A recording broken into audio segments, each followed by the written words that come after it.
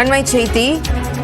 மூலப்பொருட்களின் விலை உயர்வால் பள்ளி பாடப்புத்தகங்கள் விலை உயர்வு கண்டிருப்பதாக அமைச்சர் விளக்கம் அளித்திருக்கிறார்.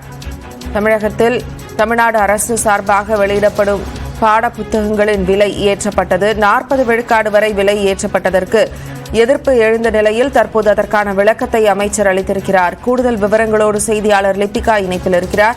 லிபிகா, அமைச்சர் கொடுத்திருக்கக்கூடிய இந்த விளக்கம் குறித்த முழு தகவல். ஜெனிஃபர், பாடப்புத்தகத்தின் மேல் அட்டை, காகிதம் மற்றும் அச்சுக்கூலி உள்ளிட்டவைகளின் விலை உயர்வின் காரணமாகத்தான் பாடப்புத்தக தயாரிப்பதற்காகும் செலவினை ஈடுகட்டுவதாக மட்டுமே பாடநூல்களுடைய விலை உயர்த்தப்பட்டு இருப்பதாக தற்போது பள்ளிக் கல்வித்துறை அமைச்சர் அன்பில் மகேஷ் பொய்யாமொழி தற்போது அறிக்கை வெளியிட்டிருக்கிறார்.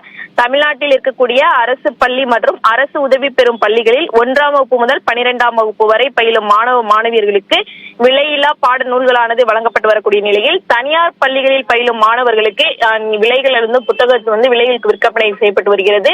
தொடர்ந்து தற்போது இந்த ஆண்டு புத்தகத்தினுடைய விலை என்பது பல மடங்கு அதிகரித்திருக்கிறது. இதன் காரணமாக கடந்த 2 நாட்களாகவே பல்வேறு அரசியல் கட்சி தலைவர்களும் கோரிக்கை வைத்து பல்வேறு எதிர்ப்பை தெரிவித்து வந்தனர். பாடப்புத்தகத்தினுடைய விலை அதிகரிப்பை தொடர்ந்து இதற்கு தற்போது பள்ளிக் கல்வித்துறையுடைய அமைச்சர் தற்போது அறிக்கை வெளியிட்டிருக்கிறார். அந்த அறிக்கையின் அடிப்படையில் பாடப்புத்தகத்தின் மேல் இருக்கக்கூடிய அந்த அட்டை, காகிதம் இவற்றிற்கான இந்த செலவானது தற்போது 2018ஆம் ஆண்டோடு ஒப்பிடும்போது காகிதத்தினுடைய விலை என்பது 63%, மேல் அட்டையினுடைய விலை என்பது 33%, அதே போன்று அச்சுக்கூலியினுடைய விலை என்பது 21% உயர்ந்திருப்பதாகவும் தெரிவிக்கப்பட்டிருக்கிறது.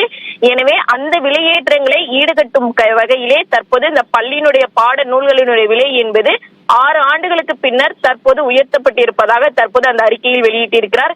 மேலும் எந்த ஒரு சுய லாப நோக்கத்திற்காக இந்த பாடப்புத்தகங்களுடைய விலையை உயர்த்தவில்லை என்றும் தற்போது அந்த அறிக்கையில் வெளியிட்டிருக்கிறார். விரிவான தகவல்களை பதிவு செய்ததற்கு நன்றி லிபிகா.